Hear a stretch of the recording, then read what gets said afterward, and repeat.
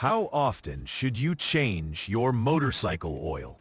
Ideally, every 2,000 kilometers, or about 1,200 miles, or once a month if you ride daily. Don't trust how the oil looks. Clean oil can still be worn out. If you use synthetic oil, you can extend it to 3,000 to 4,000 kilometers. Tip: always write down the mileage when you change your oil. How often do you do it?